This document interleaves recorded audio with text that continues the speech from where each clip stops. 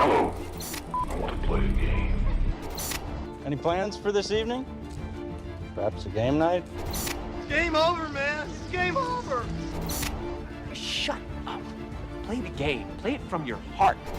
26 years ago, we started playing a little game. Now, we're all gonna sit down, we're gonna finish it. And may the odds be ever in your favor. And here we go. Hello, welcome to a special edition of Dice Camera Action, a mashup podcast about board games and movies. And if I sound a little hoarse, it's not because I'm doing a Nosferatu impersonation. It's because I've been very sick and my voice is still recovering. Yeah, you've been through the ringer for the last few weeks. It's been rough. Super. But yeah, you keep showing up for these. This is good. Here I am. And I'm Jason Tripp, once again riding shotgun here at Dice Camera Action. And I made the mistake in preparation for this episode of taking a peek at the most anticipated movies of 2025. And can I say, Matt, can we build a time machine and go back to 2024? It does not look like a good year upcoming for movies. More on that later. Yeah, I mean, there's a lot of movies I'm excited for, but as a whole, if you look at like all of the most anticipated lists and the big tentpole blockbusters that are coming out in 2025, it's like sequel, legacy remake. Like very little original scripts.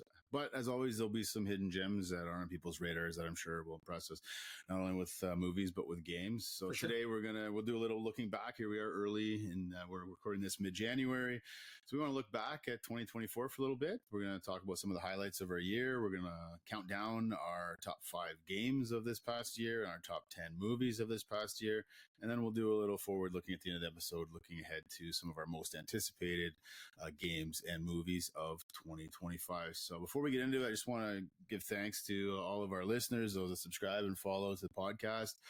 We've had a blast, in 2024. One of the highlights for both of us, I think, was launching this podcast. 100%. So, yeah. To the few of you who have been along for the ride, thank you for tracking along with us, and looking forward to many more episodes in 2025. So as always, we value you on this journey with us, and continue to give us your feedback and recommendations so we continue to make Dice Camera Action one of your favorite podcasts. For sure. Why don't we do some looking back, Matt? Yeah, let's do it. Let's look back. What were some of the highlights of your year in 2024? Yeah, 2024 was a pretty big year for me, especially on the board gaming side of things. I attended a good handful of conventions. I went to NerdFest. As you guys heard on the last episode, and I wanted to mention that when you and I first started on this journey of making this podcast, we wanted to get a bunch of pre-recorded episodes kind of in the can, ready to go, so that we'd have a little bit of a buffer if I got sick, for example, and we couldn't record for a couple of weeks, or in a couple of weeks from now, I'm going to Disney with the family for like 10 days. We're going to Florida for 10 days, Disney for about half of that. And so we won't be able to record for probably 3-4 weeks there. So we wanted to make sure we had a bunch of like pre-recorded, ready to go podcasts. And then we would just plug them in whenever we needed to. And so if the timing seems a little bit weird with last week's episode, where I went off and talked about all the games I played at, I just came back from NerdFest. That was now like 8 months ago. Yeah. That NerdFest. If people are thinking, is there another NerdFest I didn't know about? Is this a 2-a-year conference? There actually is another NerdFest, but it's coming up in like 6 weeks or 8 weeks, very shortly. So kind of funny timing there with that. But so I attended NerdFest, as you guys heard just recently on the last episode. Had a blast with that and the Gamecasters crowd, and looking forward to going again coming up shortly, and might do another recap episode when that comes. I went to PAX U and for the first time, so that was a ton of fun. Got to play a bunch of games there, meet a bunch of people, and it was a really great experience. And I went to Gen Con for the first time, which is probably one of the major highlights of 2024 for me. And I went, as you heard on our Gen Con episode, I went with, as a publisher and as a game designer, as well as a fan of board games. So that was quite the experience, and that was a lot of fun and really enlightening, and something that I'd like to do. I don't know if I can go every year. It's expensive. It's time consuming. It's a massive commitment. but I'd like to try to go, at least every other year if Sure. possible. And when your kids get old enough, a lot of Yeah, them to yeah, share an yeah. experience Actually, too, talking right? about going Yeah. to Nerdfest and cons, in March. Is it March? I think it's near the end of March. I'm going to be taking Charlie, my 8-year-old, with me to Nerdfest. So I'm Nice. taking him for the first time to kind of like, I don't want to call it a major convention, but a No. legitimate. For him, it'll be Yeah, massive. for him, it'll an be 8-year-old, exactly. So Yeah. really, really looking forward. A good friend of mine, Shelly's going to be there with her daughter, who's the same age as Charlie, Perfect. and she plays games and then advanced games for her age as well. So it'll be really fun to set those two up playing games and having fun for the weekend. So Nice. yeah, looking forward to that. As you see in this room, this room is basically brand new in 2024. So this is an attached garage to my house, and we have a detached garage where we have all our storage, we park our cars and all of that. So this space was just being used for storage, and I decided I was going to make it into a game room. And so this year, I had a little bit of time off work, and I fired up the YouTube and figured out how to do drywalling and flooring and all this stuff. So I basically spent a couple of weeks putting this room together. And then my father's a retired, he's retired and basically does a ton of woodworking. So we built this incredible board game table, which you probably can't see too well, but if you check out my Instagram, there's lots of pictures of the process of getting this table up and running. So that was really fun for me, getting this room all set up with a great table. So it's a lot of fun to host and have my friends over. This is where the magic happens, right? Where we host the podcast, where the games happen, and you put a lot of time into this. So it's I feel like I'm at Nerdfest every time in this room. So this is great. Yeah. One of the other major highlights, we talked about it a tiny bit there, but starting this podcast has been an amazing journey. I think it was last winter, probably about a year ago, that we met at a coffee shop, and I sat down and pitched this idea to you, and you thought it was a great idea, and then we ended up spending the next 3-4 months recording episodes, getting organized, prepping things as much as we could. You probably will have noticed that some of our early episodes, even last week's episode that we recorded early but then just aired, the quality of the sound might not have been quite up to par of what it is today. Some of those episodes don't have videos. So that kind of thing. So we've slowly been like purchasing mics and getting better equipment and investing a little bit into the podcast and trying to get things perfect. It'll probably never get there, but we're going to strive for it. We're trending upward, I think. Yeah. So having a lot of fun making this podcast, and hopefully everybody's enjoying it as well. But that's kind of a major event in my life. Absolutely. And one of the things that takes up a huge portion of my hobby now in board gaming and film is this podcast, and it's been a ton of fun. So thank you, Jason, for coming on this adventure. Thanks for tapping me on the shoulder, making the pitch. It's been good, and hopefully it's fun. Feels like more fun than work, I hope, still. Yeah, absolutely. Yeah.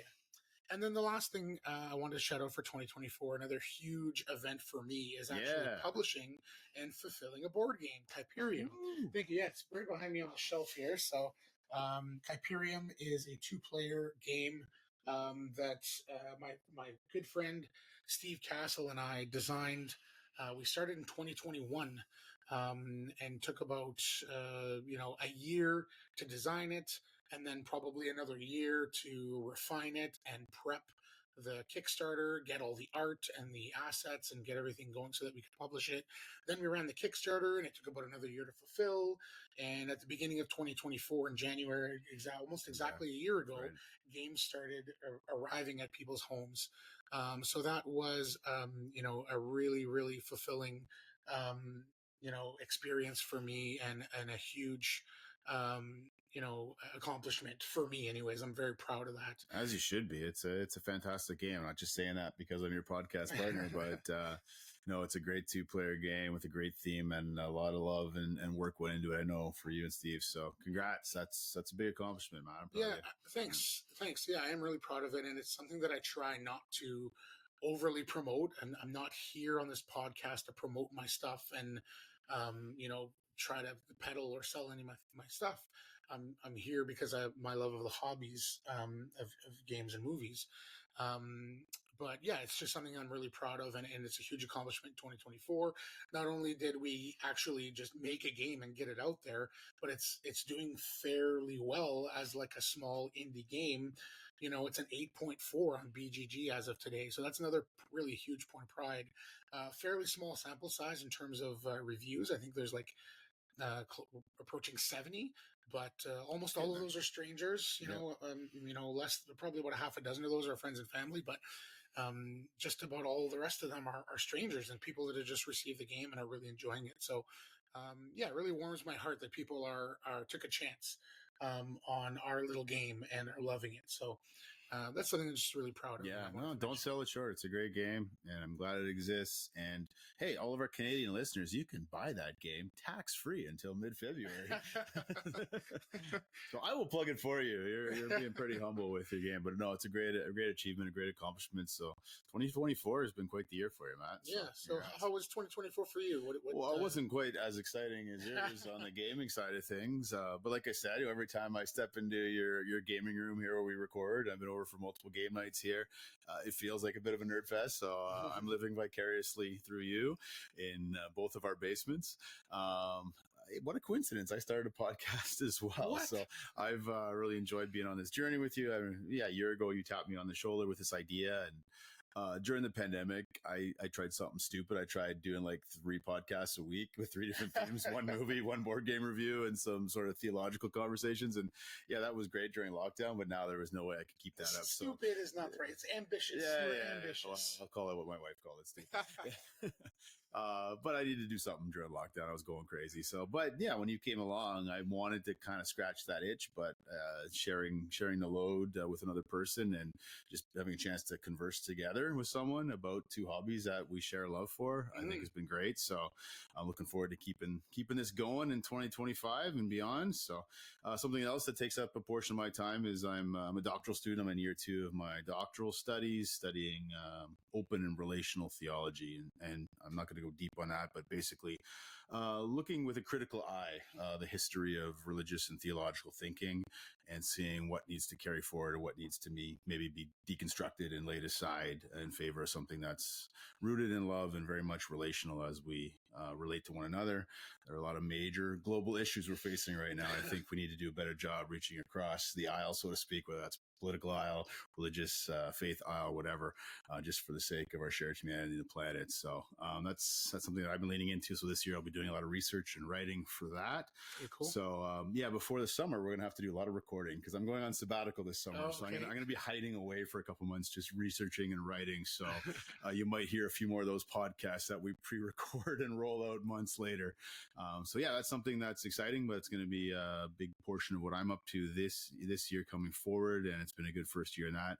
And related to that, you know, at our church community where I work, a mutual friend of ours that lives not too far from you, him and I have really done a good job at growing a little community board game cafe where we offer, you know, game nights.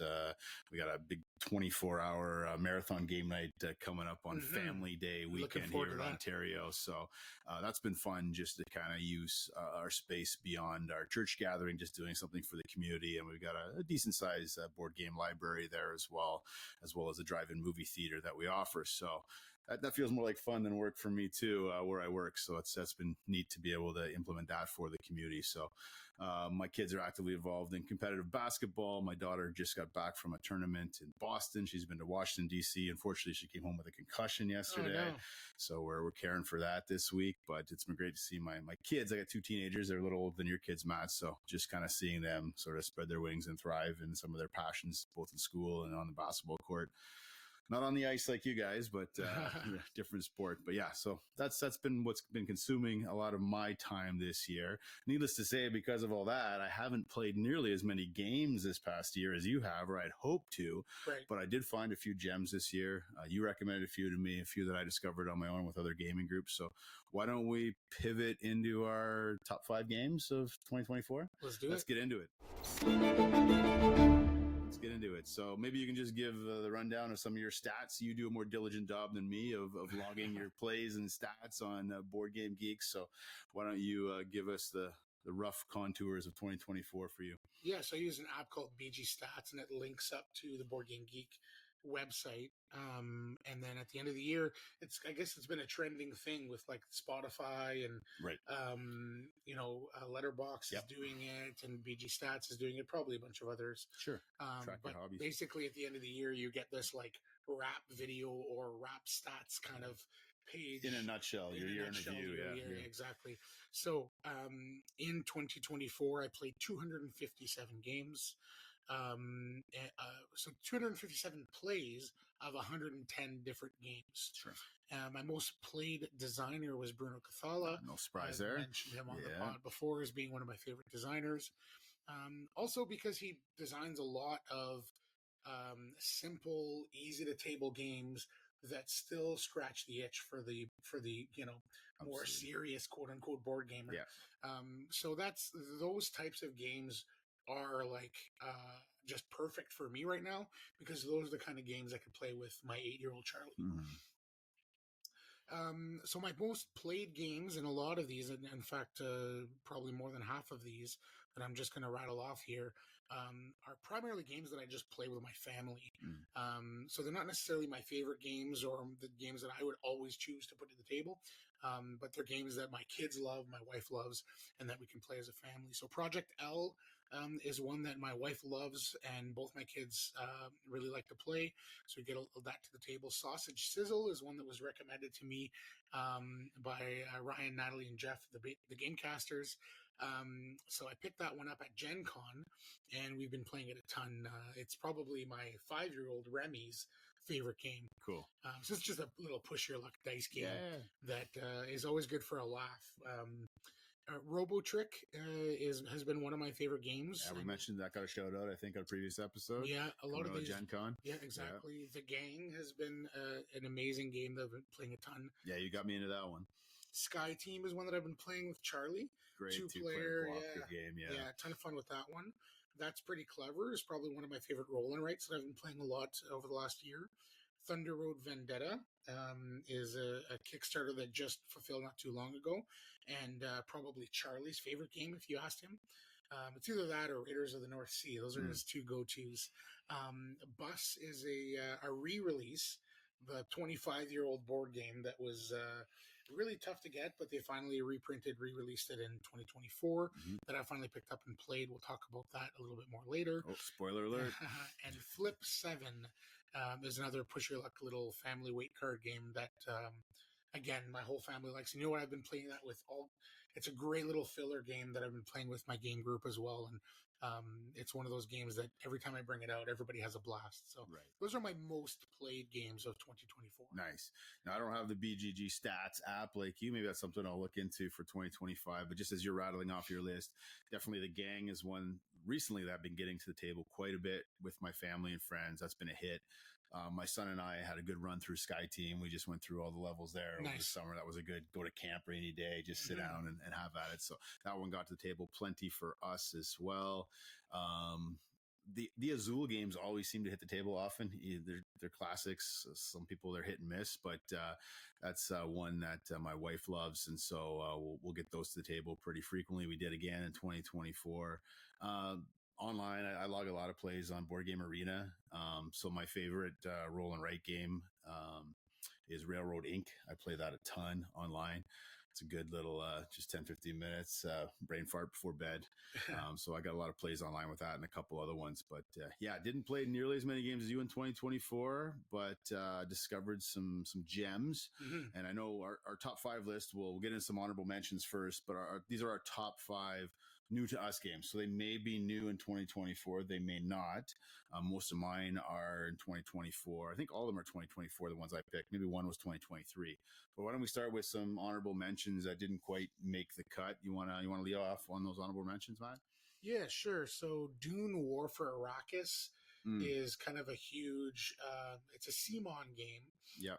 It's a big 2-player war game with minis and a huge map. And I mentioned this one, maybe earlier in the year, but it may end up replacing Star Wars Rebellion. Not fully, like Star Wars Rebellion is an all-time favorite game of mine. Sure, it's similar. But like it's just so hard to get to the table, and when you don't play that game very often, there's enough rule nuances and little things to look up that you spend half the time in the rule book. Yeah, It's a game where if you're somebody that has a lot more time on their hands and can get it to the table once every couple of months, maybe it's something that makes more sense. But Dune War for Arrakis is a similar game in that it's a huge, epic, sprawling 2-player war game. Where one player plays the big opposing, or I guess the big force with lots of resources, and the other player plays the scrappy little rebellion just trying to sneak by and achieve some goals. So it has a lot of similarities in that way. But the rules overhead is a lot simpler, a lot more easier streamlined to keep setup, track, and for sure. that's good. And it's a lot shorter. Typically, like if both players have played at least once, you're probably looking at about 2 hours. Whereas like 3 to 4 for Star Wars Rebellion. Often. Even if you're experienced, you're probably looking at it's a full day. Yeah. So and May 4th only comes once a year, so I just pull it out for May 4th. Usually, my son and I will pull it out. But I agree. Like, I got to look at the rule book, and it gets a little finicky. How do we do that again? How do we resolve the conflict again?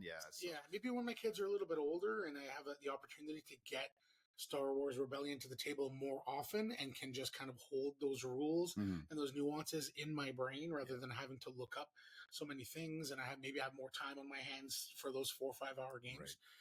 Because I absolutely love Star Wars Rebellion, but for now, like I'm so used to saying Dune Imperium. Dune War for Arrakis might kind of slide into that slot.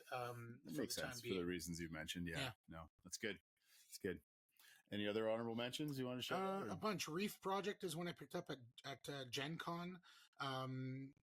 Really great kind of Euro game with some area majority stuff going on. It feels a lot like a roll and write. So if you want like something that feels combo-y and kind of feels like the way that you get roll and writes and combo things off in roll and writes, but in a bigger package. Reef Project's a really, really great one, also released in 2024. Far Away, I've talked about on the pod before. A great little card game that you play kind of backwards. So you draft a card, you put it on your table, and then there's 8 rounds. And then, I won't go too much into detail, but every round you put a new card down. And then at the end of the game, you flip all those cards face down. And then you flip over the last card. You reveal the last card that you played and score it. And then you reveal the next one and score it. And all these cards are codependent and say like score X amount of points for every red card, for every night card, for every this card or that card. So you really have to plan ahead and rewire your brain in the way that you score these typical kind of tableau building combo, card games. It's a really, really interesting one that if I played more, it might have made my top 5, but I played it a handful of times and I had a lot of fun with it. Nice. What else do we have here? Arcs is a game that probably, if I had the time to get it to the table a little bit more often, probably would have made this one just missed. I've been seeing that on other top 10 lists. Really cool. And I did a first impressions video. If you want to check out our YouTube channel, I did a first impressions video on Arcs. It's a really great game. I'm sure, long term it's going to end up as being one of my favorites. I absolutely loved my 2 plays of it, but I need to get it to the table a little bit more before I, really give it its, I haven't even, put a rating on BGG because I really want to digest a game and understand it fully before I give it a star rating. And then finally, my last, honorable mention is Rebel Princess, another game released in 2024, a great trick-taking game where there's a specific suit you're trying to avoid winning, and every round there's new rules. So you flip over a rule for that round that says, oh, this round, this type of card scores this way, or also try to avoid this kind of card, or play in this way instead of that way. So every round you're trying to figure out how to play out your hand. It just adds a couple of extra layers on the trick taking thing that that really makes it interesting. And I've played that one 4 or 5 times now, and it's really great. highly recommend checking out Rebel Princess. So those are my honorable mentions Yeah. for 2024. Well, I agree because Rebel Princess is on my honorable there mentions you list. go. Just picked that up recently because of you. Played a couple rounds of it. Really enjoyed it. Again, I got to play it a little more. It might go up in my list or my rating, but I love a good trick taking game, and that's one of the better ones I played recently. So I wanted to shout that out. I wasn't sure if it would be on your list or not. Again, I don't need to go deep into the next one because we did a whole episode devoted to it. But Wonderland's War is one that first play I was a little left a bad taste in my mouth. We played it again, but it's been sitting with me. I'm looking forward to getting that back to the table again. Very cool. Just love the table presence of that game, and the player interaction is pretty neat in that one. I love a good area control game, so that's on my honorable mentions. And then an old party game that just was a blind spot for years, but I kept hearing this is one of the best party games. I was looking at my shelf. It was kind of devoid of some good party games. And as recently as yesterday, we had some friends over watching NFL football, and the guys were downstairs, and the kids and moms were upstairs, and just hooting and hollering and laughing, having a great time playing this game. And I went up to check on them, and the friend of my son's, who's just 13 years old, he said, when you go back downstairs, tell my mom this game's awesome. We want to buy it. It's called Wavelength. Just a pretty simple 2-team party game. And so I wanted to shout that one out as well. I'm sure many people are already familiar with it. But yeah, those are 3 diverse different games that I wanted to shout out for my honorable mentions. Very cool. All right, Should we get into it? Here we go. Number 5. What do you got? Number 5, Matt? So my number 5 is Lord of the Rings Duel. I figured this would go. So it's the Seven Wonders Duel kind of rebrand, reskin into a Lord of the Rings theme. Yes, they rethemed it, but they also changed a handful of the rules, streamlined some of the stuff that was that some of the minor issues with Seven Wonders Duel, because as I said before, it was already one of my favorite games, and for sure one of my favorite 2-player games.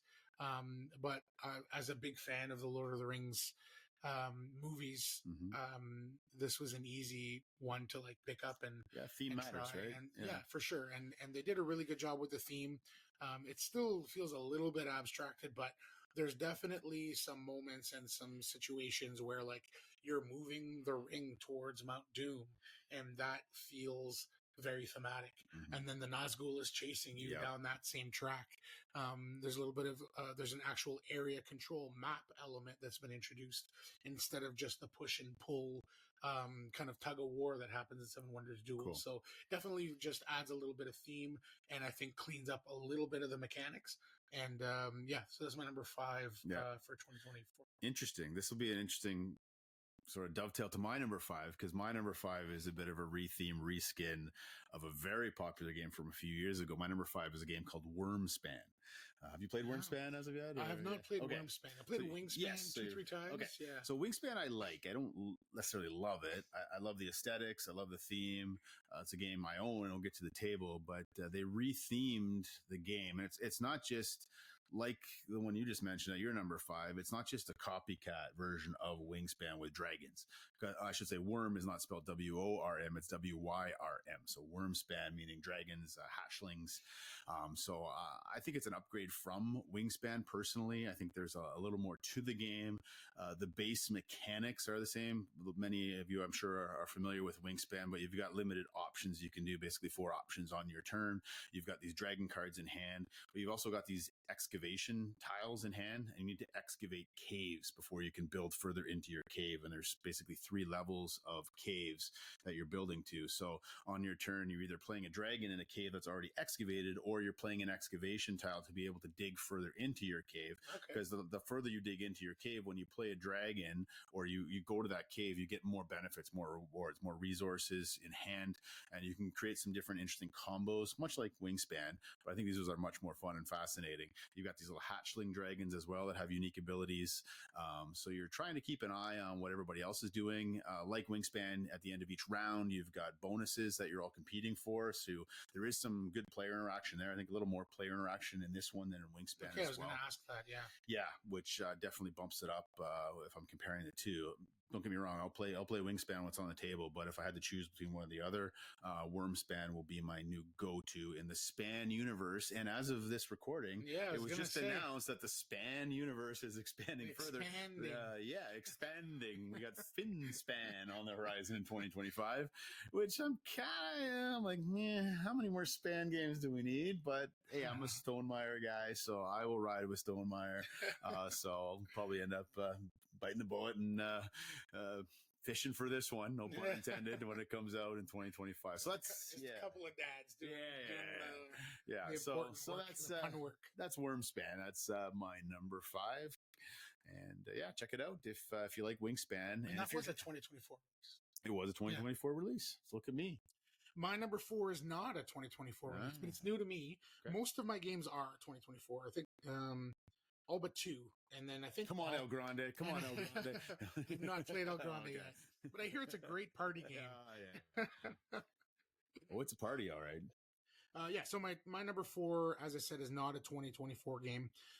It was released in 2020, but it's new to me in 2024. And I think all but 2 of my top 5 are 2024.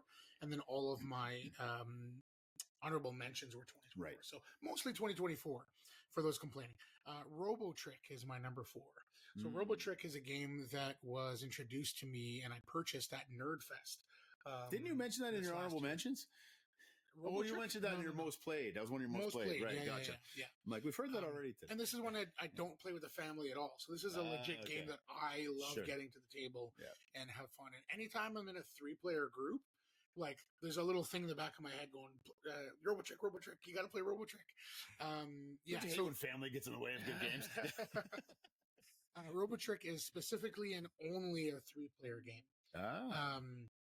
So it's one of my absolute favorite trick-taking games. Nikosu Dice is probably my favorite. And Rebel Princess is kind of making a bid for, in that conversation as well. But as it stands right now, also Cat in the Box, one of my favorite trick takers. A really interesting one there. But I love trick taking games. Major renaissance in the trick taking game world in the last 3-4 years. And I'm on board. I'm loving it. And so Robotrick is a game where it's 3 players.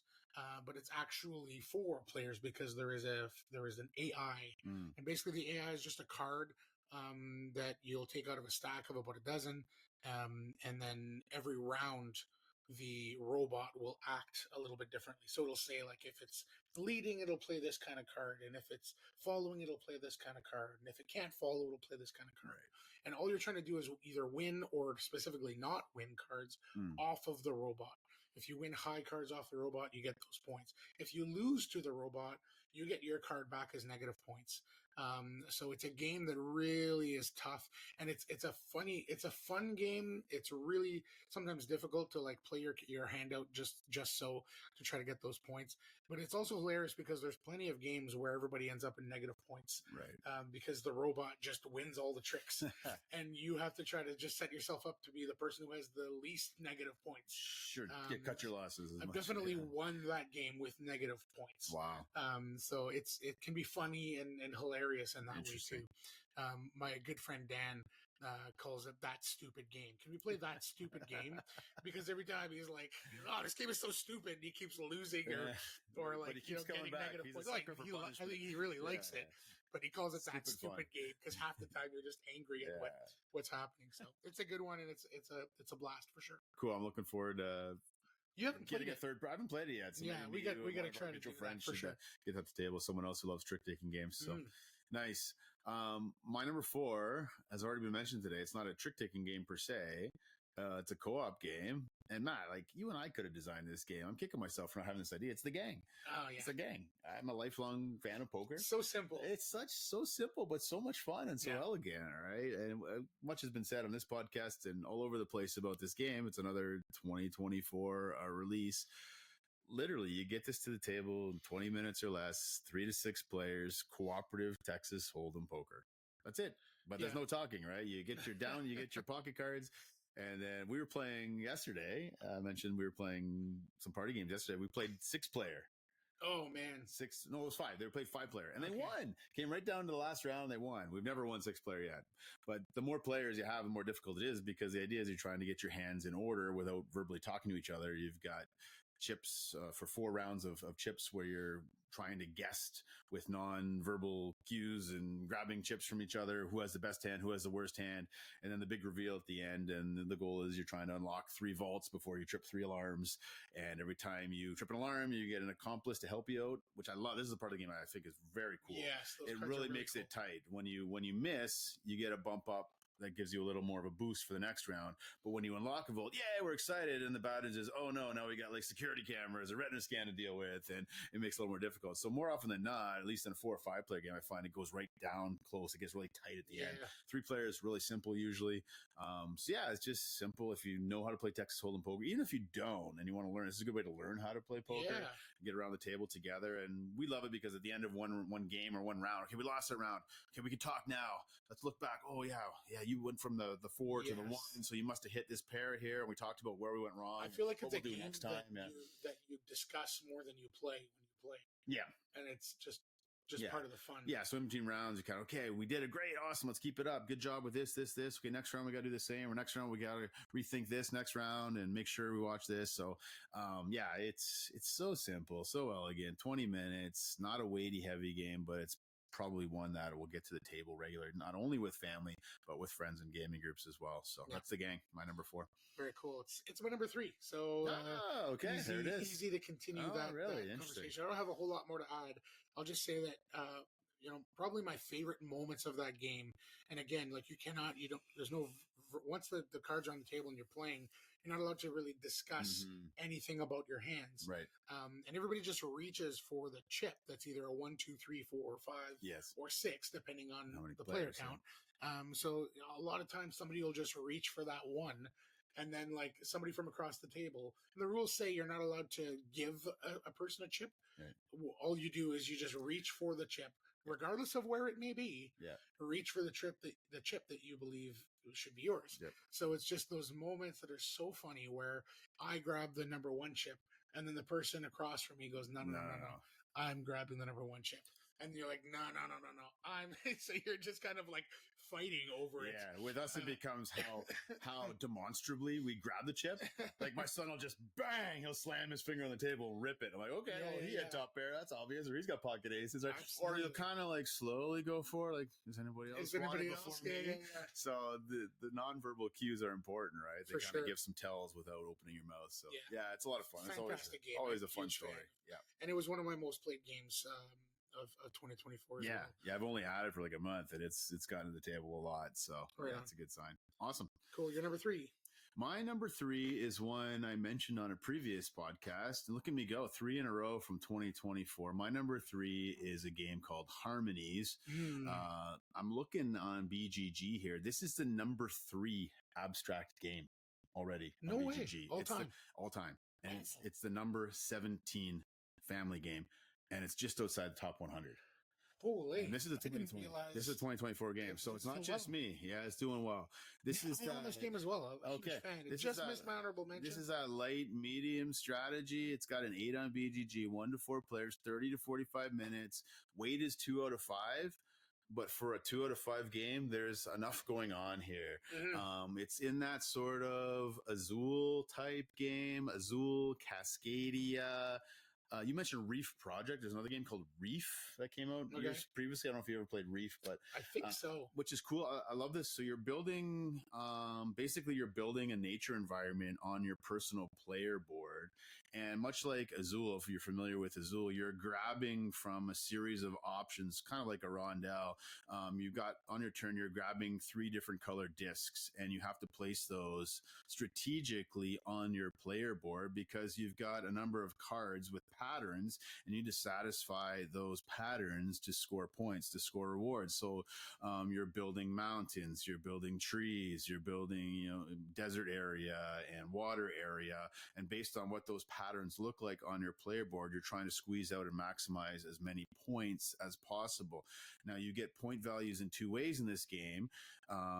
Every continuous chain of water is worth points, and I think every clump of 2 or more deserts is worth points, and depending on how tall your trees are, they're worth generic amount of points. So you get generic values that's shared amongst all players. But there's a 3D element, right? And you're building up, well, which I love. Yeah, much like that game Reef, you got a 3D element, which really adds to it. So that you can, and the mountains have to be touching or they're worth no points. But then you've got these cards that are unique to you that score points if you build them in certain number of times. And so there's a level 1 on the card, level 2, level 3, sometimes 4 or 5 times. If you can repeatedly make the same pattern, you're adding to your base point value. So, and you're trying to do it all, and you're keeping an eye on the other person's player board, other people's player board, because when there's only 2 vacant spots left on someone's player board, that triggers the end of the game. And so you want to try and squeeze out one more turn before someone triggers the game end. So it's not a long game, but there's enough thinking that I love it. It really hits that light, medium, sweet spot that I love. It's abstract, but it's still pretty thematic. It's easy to teach. It's easy to learn. I play this with my kids. I play this with my gaming group. I have not introduced this to anyone who hasn't enjoyed this game. And so it's my number 3. And apparently I'm in good company because this has been a hot one from 2024. It's Harmonies. Very cool. Yeah, I own this one. I haven't played it enough. I need to get to the table a little bit more. I loved I want to say 2 or 3 plays of it. Mm-hmm. If I played it more, probably would have ended up being in my honorable mentions, maybe even my top 5. But yeah, need to get to the table a little bit more. Yeah, so my number 2, is that where we're at? Yeah, my number 2. Mentioned it a little bit earlier, but this is an old game. This is originally released, I believe, in 1999. I knew this would be, I didn't know if this would be 2 or 1. It's a 25-year-old game, making it on my best of 2024 list. Because it's new to me, but also it was re-released in 2024, and that's Bus. I haven't had a chance to play this with you, and I'm itching to. So dude, you got to get this to the table in 2025. Yeah. So Bus is confirmed, released in 1999, and designed by Joran Duman and I don't know if it's Joris or Joris Wiersinga. Sorry if I butchered that. But Bus is kind of a route building game. It's for a game that is so simple and so easy to play. It's a little bit tricky to explain. I also did a first impressions video of this with a little bit more explanation of how it plays. So definitely go check out our YouTube channel. But yeah, there's route building, and there's just a whole bunch of routes, and you're putting little like long, sort of like Catan roads, but they represent your route, and you're putting these on the table on kind of like set up routes that you're trying to connect. And then every intersection on the board also has space for a building, and there's either home, work, or the pub. I mean, really the only 3 places that matter. Homework and pub. And so every round, the game is going to tell you, okay, you're now trying to get people to the pub. And then the action selection is really neat. So if you picture from top to bottom, there's a whole bunch of what look like worker placement locations, and you have these little action cylinders. And the one thing that I find really interesting about the game, they're finite. So you only get 20 of them. So you get 20 actions in this game. You want to use them in the first 4 or 5 rounds, you may. You're probably not going to accomplish very much, but you can. And I actually played this 2 nights ago with a few friends. And one of my friends was kind of being very, very conservative with their cylinders. And I went off to a huge lead. I think I had 8 or 9 points, and they were at like 1 and 2 points. My 2 opponents, the 2 people that I played with, and they were being a lot more conservative with their cylinders. And in that very last round, because he had way more actions, he came right back up. I still ended up winning by I think 2 points. But it ended up being a lot tighter, and I was sweating. And it just so happened that they were in a position, that my 2 opponents, where if there's only one person with cylinders left at the end of a round, the game ends. And they each had a couple of cylinders left, and I had none left. So they were discussing amongst each other whether or not they'd want to play another round or would need to. And then I guess my buddy mathed out that he thought he could catch me and just ended up missing. But it's one of these games. I mean, I won't talk too much more about it. It's fantastic. It's one of these games that you can learn in 5 minutes, and you still have no idea how to play until you've played at least, Yeah. a full game. Well, maybe one thing I'd love to consider adding to the podcast, I'm just brainstorming on air, but maybe we could do the odd playthrough video. Yeah, And maybe we could set up a playthrough, and maybe this would be a good one. Bus would be a great one to do. Yeah. The rules are simple enough that I could teach it in 5 or so minutes, 5 or 10 minutes.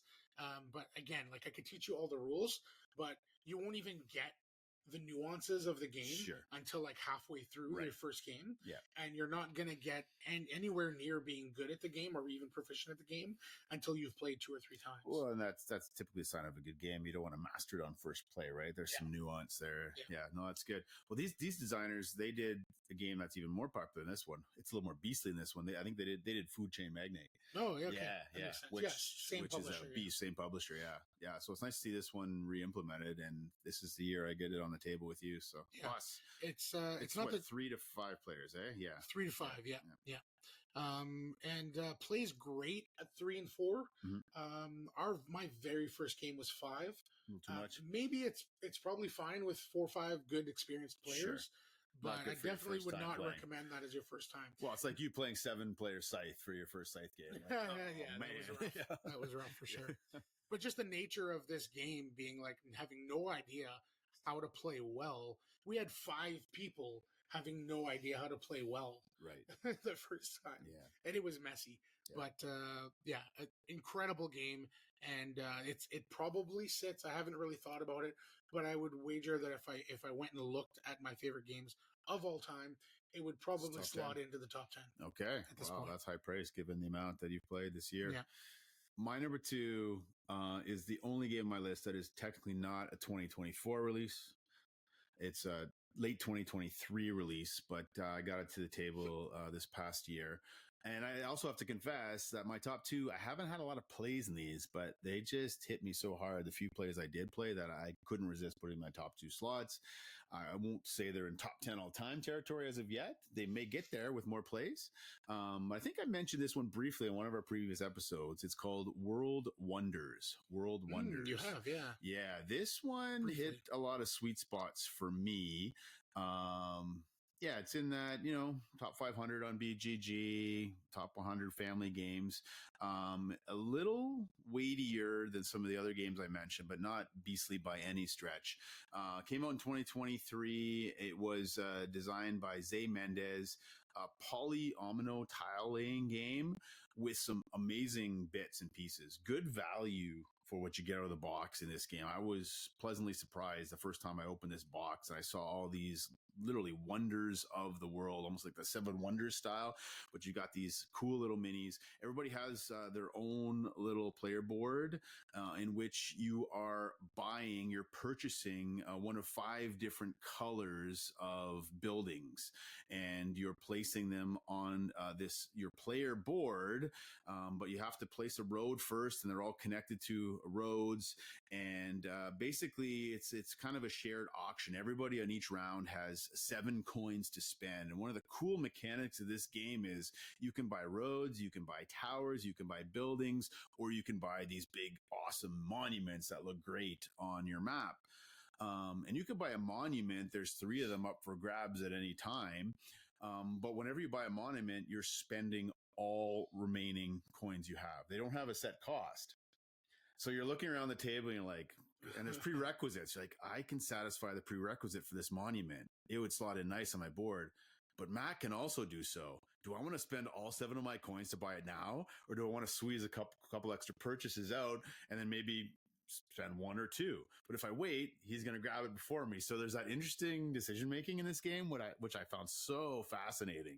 It's not set prices on these. Now there's set costs for the buildings. The bigger the building, the more space it takes up on your board, scores more points potentially. Yeah, it's like an opportunity cost. Yeah. And then do I want to put more roads because I can only build off roads, and buildings of like color can touch each other on your board. The monuments have to fit in certain spots. So it's kind of that Tetris style or Isle of Cat style where you're laying them. But I find the theme just drips off this game. It's really neat. The end game scoring is interesting too, because on the buildings that you place on your board, you're going to have one of three symbols. And like other games, you're going to move those up a scoring track, but you're only going to score whichever one of those is the lowest value you achieve throughout the game. So you got to keep pushing all three of those different colors up throughout the game. You can't just push one at the expense of others. You're going to have a low score. So you're just this push and pull mechanism. There's this when to pull the trigger and spend my money to buy the big monuments. You want to cover as much as your board as possible, because every sort of natural resource that's touching one of your buildings scores additional points. So this game just sings for me. The few times I've got it to the table, I've played it with some of our mutual friends, Roger and Nat and some others, and they love it as well. It has great table presence. It's 50 to 70 minutes, so it's not that long of a game, but it's enough to kind of scratch that itch, that sort of medium weight game. It's called World Wonders. If you like a resource management game, there's some polyomino placement on the board. If you like a good abstract sort of puzzly game, I think this one might hit your sweet spot as well as it did for me. Yeah, it sounds like there's a really interesting player interaction kind of situation with this game where you're, and I mean, when I say player interaction, a lot of immediately, so many people think, oh, I like games where I just kind of mess with you. Not at all. For me, my quote unquote player interaction kind of thing that I'm looking for is I just really want to care what other people are doing on their turns. Yeah. I really want to care and look and see what they're up to, because it may or may not, it likely will affect me. And it sounds like, based on the bidding mechanism and the like going for things at specific times, you're going to have those moments where you're like, you know, he can go after this one too. Oh, is this the right time? And Yep. if you don't pay attention to that stuff and you're just looking at your own thing, you're probably going to suffer. Yeah, so you got to keep your head up, but it's not too much like heavy take that. I don't like a game that's too harsh. Fair, So yeah. it threads that needle nicely, where I can't just have my head down and do my own thing. I got to see what everybody else is doing. Yeah. Maybe deter them and get it before somebody else does. Mhm. But if you miss something, there's usually something you can pivot to right away. It's not going to crush your whole game if you Right. miss getting a monument you need. So Right. I love Board Game Geek because I can see games that have been nominated. So this was nominated for the 2023 Golden Geek Medium Game of the Year. And I usually look at that one. I'm a medium guy. I as I get older, I don't want I don't have time for 4 or 5 hour game experience. Maybe a couple times a year I do, but nor do I want something that's just 10 minutes in and out. Like, this is that good sort of 45 minutes to an hour experience. You can play it once. You can even play it twice in the night and enjoy it. So yeah. Very World cool. Wonders. It's my number 2. My number one. Oh yeah, let me game. guess. I figured it would. Can I guess? Yeah, I don't think you'll get it, but yeah, go ahead. Well, there were 2 that I considered for your number 1. One was Bus. The other one I haven't played, but you've talked about it a few times. Federation. It is Federation. Yeah, well done. I know you've talked about it a few times. so I Federation heard is it. not a 2024 release, but it was new to me in 2024. And But it's not that old. What year did it come out? it came out in 2022. I mean, it's also right above your It head was in the kick- studio here. yeah. So like, I keep looking over like, It was kickstarted in 2020, or I guess probably fulfilled in 2022. okay. And then I don't think it was super widely available until 2023. Sure, so it's and still I that didn't last get year, it right. until like So it's new early enough. 2024. New enough. It's new to a lot of others, I'm sure, too. And I've played this 5-6 times this year, and it is a fairly heavy, fairly long game. This is one of my. I mean, if Bus is in my top 10, and I'm ranking this in the same kind of It's ballpark, gotta this be is there as well. probably in my top 10 as well. So it's a 7.9 on BGG. Solid. The weight is 3.73, so fairly heavy. I will say I don't think it's because So it's the heaviest game on both of our top 5s, I think. I right? would say Yeah. probably, yeah, Yeah. for sure. With the complexity rating or the weight rating on BGG is fairly subjective, and for a lot of people, the length of the game plays a huge factor. So Sure. even if a game is not super complex, if it's a 2-3 hour game, immediately it gets a couple points Sure. added. So I think that the game, in terms of the rules, is probably not a 3.73, but the decision making and the length of the game probably brings it up into that zone. Okay. So I guess I'm saying that for the reason I'm saying that is, don't be afraid of this game. Sure. If you play medium weight games, you'll be able to play this game. This is not a Lacerda game. No, this is not a Lacerda game. The decision making and everything you have to consider when you make a decision, I will say AP, analysis paralysis, is potentially a concern with this game if you have somebody in your group that's really prone to it Gotcha. and has a really hard time with it. Yeah. But otherwise, this game is fantastic, and I highly recommend it. Confession, sometimes that's me. You know what? I get there sometimes Yeah, too. yeah. I definitely get there sometimes too. But yeah, so Federation is a sci-fi space Senate themed game. So if you picture the Senate in Star Wars, where there's this huge room, and in fact, the cover of this game kind of takes some inspiration from that 100%, because all these different alien species are floating on these like pods where they're going to be voting and discussing things, and so it very much is that kind of that theme. But basically, there's a grid of worker placement locations. So this is a worker placement game. You have 4 quote-unquote workers that are actually poker chips that are two-sided, and each side of the poker chip will do something a little bit different when you play it. Okay. So when you play your worker, you can choose which side of your worker you want to play. Oh, that's interesting. And that'll have a different effect on what you're doing. Not only that, there's this grid. And the grid, I'm going to try to bring up a picture of it so that I can explain it a little bit better here.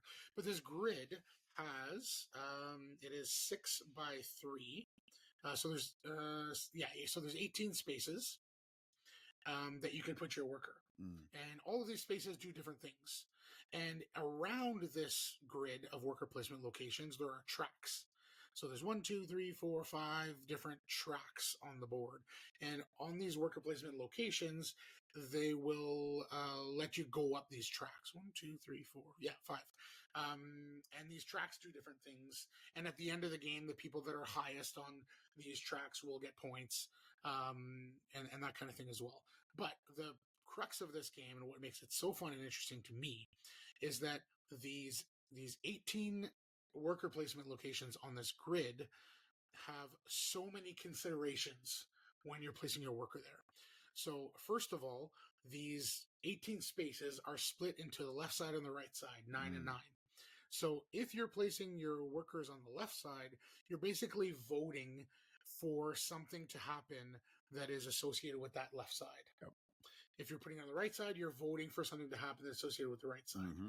And at the end of the round, you're going to add up everybody's workers, and whichever has the most, the thing will happen on that side. I'm not going into too many details about what those things are, but you're basically voting for which side is going to win. Yeah.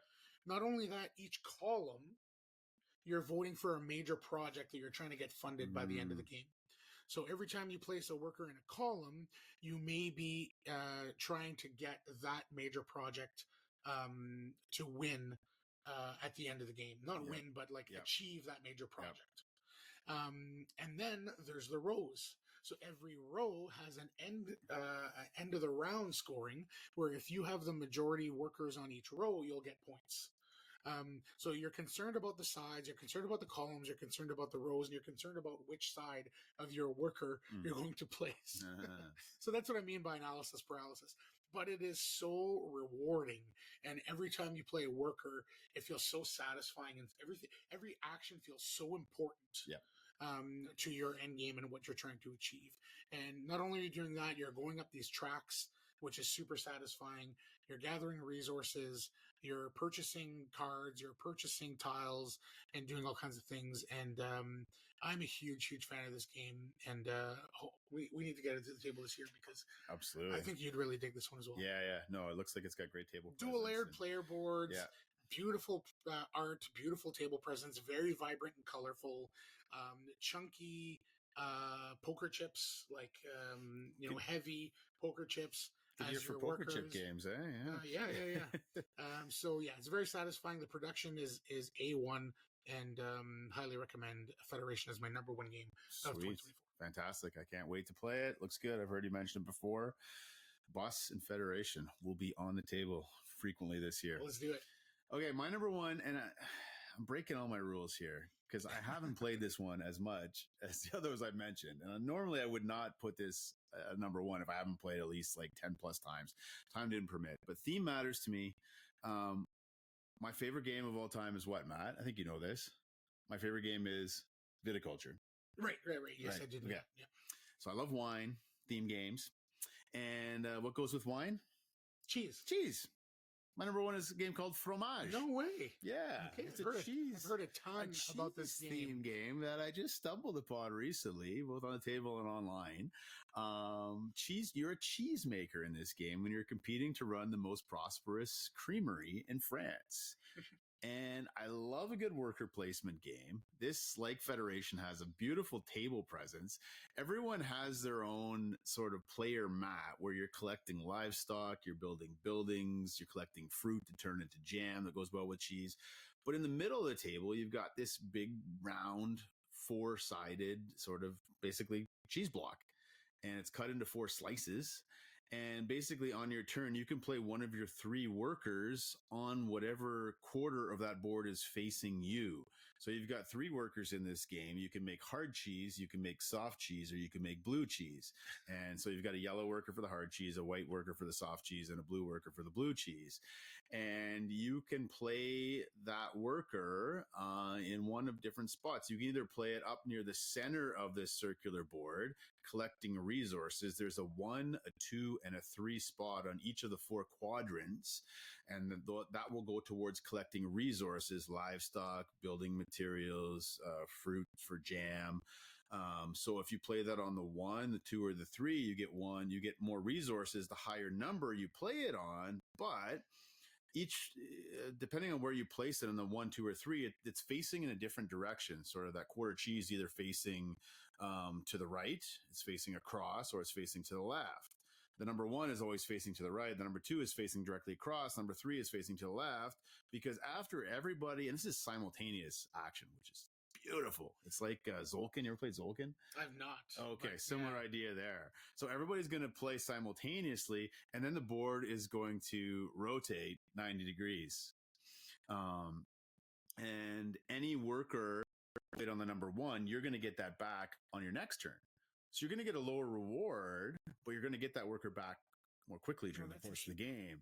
If you play number 2, you got to wait 2 turns to get that one back. If you play number 3, it's facing the left. You're not going to get that back until those are facing you, depending on the orientation of the board. I don't think you mentioned yet, but the board will rotate, right? Yeah. I was going to say, after everybody takes their simultaneous action, the board rotates, and then you resolve anything that's now facing you from previous turns. You retrieve those workers. But the faster you retrieve them, that's great, but you're getting less resources. So it's this push and pull of, I really want 3 livestock. But if I play my worker there, I'm not getting him back for 3 turns. Is that too big of a sacrifice? You get the reward right away, though? Yes. Okay. You get the reward right away. But you're sacrificing that worker. You only have limited workers to put out there. And that's only on the middle of the board.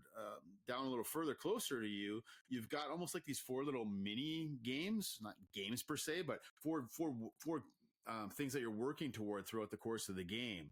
And so depending, again, how much you invest in those, you're going to get more points at the end of the game. And that's kind of the area control part of the game. You got these 4 quadrants on the board, and based on where you put your workers throughout the course of the game, you're going to be working towards beating your opponents to getting more points in those areas. You can't do everything in this game. You certainly can. If you try and do everything, you will lose, and lose miserably. You got to focus on a few things just to kind of one up your opponents in different aspects of the game. But I love the simultaneous action. I love the fact that the board is rotating. I love the fact that it's heads up. You're keeping an eye on what everybody else is doing, trying to in your head say, okay, I got to beat Matt in this area of the game, or I'm going to lose. There's no way I can beat him in this area of the game, so I'm going to let him have it. But I want these workers for this round. I'm okay leaving this worker for 2 or 3 rounds. This game is just a cool design. I love the thought that's put into this. I love the player interaction. I love the theme. Everything about this game hit me hard on first play. I played it a few times, and I'll definitely be getting it to the table more frequently in 2025. So I'm sure you're going to see this on a lot of top 10 lists. I don't know if you've heard a lot about it. Yeah. Okay. Yeah. Every podcast I listen to and every YouTube channel has reviewed this. Okay. All right. So it sounds really neat. Yeah. I'm a little bit like, how long does it play? Not long at all. Again, analysis paralysis could be a potential issue in this one too. Right. But because it's simultaneous action, that speeds up the game in theory. It's not like I take my turn and you take your turn. No, we all take a turn, rotate the board. We all take a turn, rotate the board. So I think that speeds it up. It says the gameplay. I'm just going to check it out on BGG here. It says 30 to 45 minutes. Oh, okay. I'm thinking closer to an hour though. The weight is 2.5, so it's right in that medium sweet spot of like 1 to 4 players. 4 is best because you got Right. one person for each of those quadrants. There is a solo version. Because from what I understand, the player interaction is not super high on this one. not super You're high, more but or less yeah, it's doing not. your own thing. You are. Which is totally fine with me. Yeah. I prefer games with lots of player interaction, but it's like there's a ratio. It's like a player interaction to maybe we'll like make a new term here, the pit ratio, player there you interaction to time ratio. I don't mind at all playing a game with 0 player interaction. At this I length. don't want to do it for like an hour and a half to 2 hours No. plus. No. If I'm playing for like an hour or less, I'm totally fine with Yeah, there's not as much direct player interaction, but you still have to keep an eye on what everybody else is doing because you're going for those shared goals and shared points Right. that are going to be split amongst Yeah, players. so if there's a little bit of competition there for Oh things, yeah, there then, definitely yeah, is. Yeah, it sounds really interesting, and the theme sounds super fun. yeah, I love it. It's just and I could quirky too, so. I could see a whole night of wine and cheese and viticulture and fromage being in my regular cycle of gameplay experiences. Yeah, so. let's maybe play viticulture and fromage back to back. Yeah, absolutely. Yeah, so that's my number one. Very cool. Fromage. Very cool. So that is our top 5, quote unquote 2024. I guess new to us games.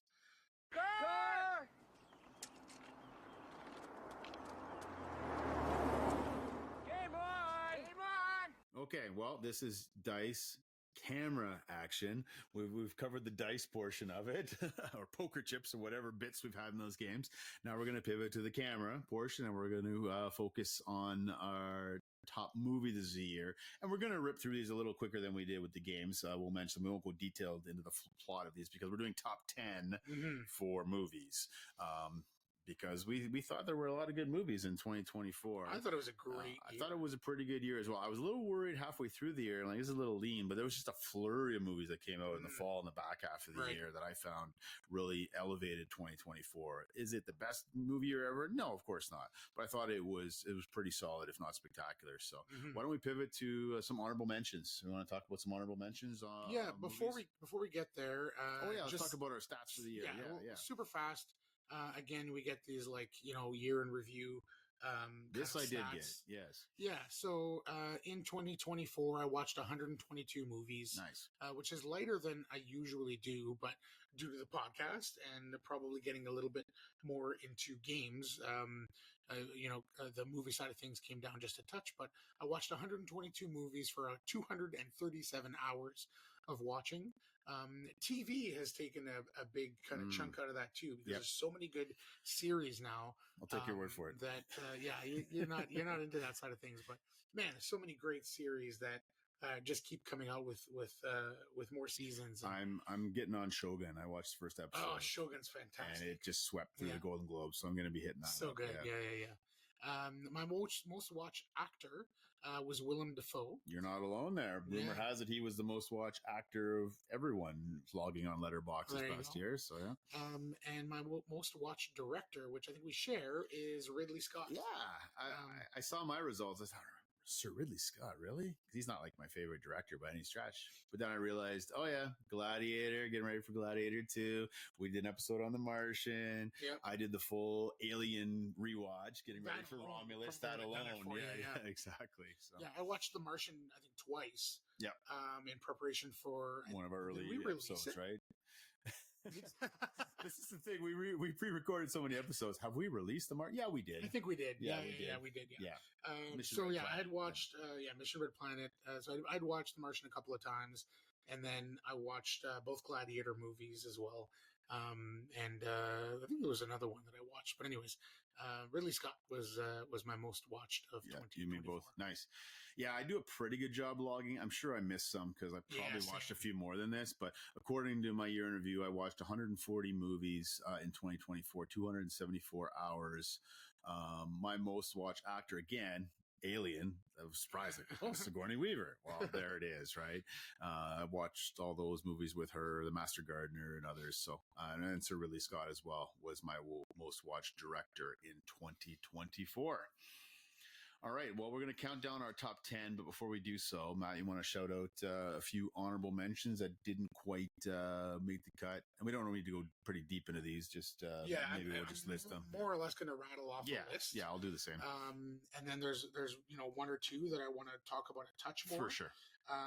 But my honorable mentions are Longlegs, Heretic, It's What's Inside, Oddity, Red Rooms, Trap, Late Night with the Devil, Woman of the Hour, Anna Kendrick's directorial debut, Molly and Max in the Future, and The Count of Monte Cristo, which is the French remake that, Sure you is. turned me on to. Sure actually. is. Stay which I tuned thought more was on really that good. one.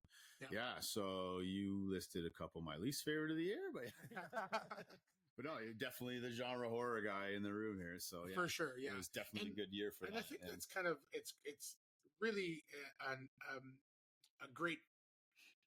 I think we're a good mix. Yeah, thanks. I was having a hard time finding the words there, but I'm definitely in the more genre horror side of things, and I still love to dabble and get into some of the more artsy stuff, foreign films and that kind of thing.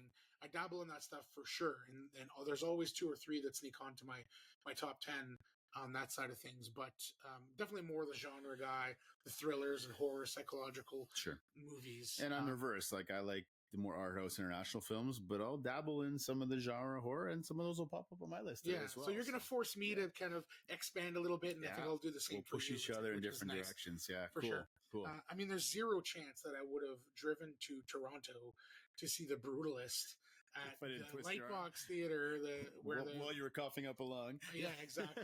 If it wasn't for you, so I do appreciate. I appreciate that for sure. Appreciate you getting out of your comfort zone for me. Next time there's a big horror movie only playing in Toronto, you can return the favor. Speaking of The Brutalist, I had 4 films that. I'll put it this way: I had 14 movies in my top 10. Okay. So there's 4 that I just had to cut. Yep. That I didn't want to at all. Sure. And but in the back of your mind, like Jay's probably gonna put that on his list. So, that's what happens, right? So The Brutalist was it was in there for a long time, and it just I didn't even think it would be that close for you. Okay. It's been lingering. It's been lingering for me. Yeah. We talked about it coming out of that movie. And we talked about really liking it and appreciating it for what it was, but not necessarily loving it. Sometimes you respect a movie more than you love, right? Yeah. Right. Yeah. And that was the case at the onset, but it grew on me and it grew on me. And the more I thought about it, the more I liked it. Yep. And it ended up being 4 stars for me. And I ended up, can say that I love that movie. Nice. And just missed my top 10. So that is The Brutalist. The Bike Riders. Which is the latest. We went to see that together. Yeah. Jeff Nichols, which is one of my guys. Solid movie as well. Yeah, you're a big Nichols guy. Really, really love that movie. Just missed my top 10. Caddo Lake, Caddo Lake. Yeah, was David Chan or someone shouting this one out? Yes. Film cast. Yes. Yeah, somebody else was. Yeah. Yes. Yeah. That's where I originally heard about it, and based on what he was saying, I immediately went and checked it out. I don't want to say too much about it, but suffice it to say, there's a sci-fi element. It's kind of a timey-wimey, little bit of a time travel-y element to it. Nothing crazy. It's not like super sci-fi. In fact, it feels a lot more like a low-key, subtle art house film. Art house is probably a strong word, but like more of an artsy film, and has a lot more substance than it's not flashy in any way. But really, really like this movie. Cool. If you like, the brain melting, stuff. I'm trying not to say too much, but if you like a really interesting, what does it all mean type of time travel elements. You're gonna like this one. It's very, very cool. Interesting. And I would recommend it, even for somebody who prefers the art house style stuff or the more artsy films. I think you would actually dig this one. Cool. Last one I want to shout out that just missed my top 10 is Blink Twice, which was Zoe Kravitz. I never got to this one. I should. Yeah. So it is awesome. It's super fun. And it hits you hard as well. There's definitely some really powerful and important themes. Yeah. It's basically about this billionaire played by Channing Tatum who invites this server that he was at an event to, and he was kind of flirting with her. And she's our main character, played by Naomi Aki, who was fantastic. Invites her to this private island to party for like a couple of days or whatever. And so she and her friend decide to go. and some bad stuff happens. To say the least. To say the least, some bad stuff happens. It's very skillfully directed. I'm super impressed with Zoe Kravitz. I think she's got a really She's got some bright directing future chops. behind It's always the interesting camera. to see someone's debut who was an actor turned either cinematographer or director. Yeah. It's another one that's very plotty and very twisty, and so Yeah. I don't want to say too much about it. Check it out. It is fantastic. It might have done better at the box office if it kept its original title, Pussy Island. But I think the powers that be said, no, it's a little too provocative. We got to change the title to Blue Fair enough, Place. yeah. Cool. Okay. Okay, Any so honorable I got 5 honorable mentions, and again, tough cuts. It was hard to cut these out. I'd love to talk about all of them, but this is kind of, I wanted to pick sort of different genres for my honorable mentions here. So one is an awards player called Conclave, starring Ray Fiennes. Just a fun movie there with some great performances.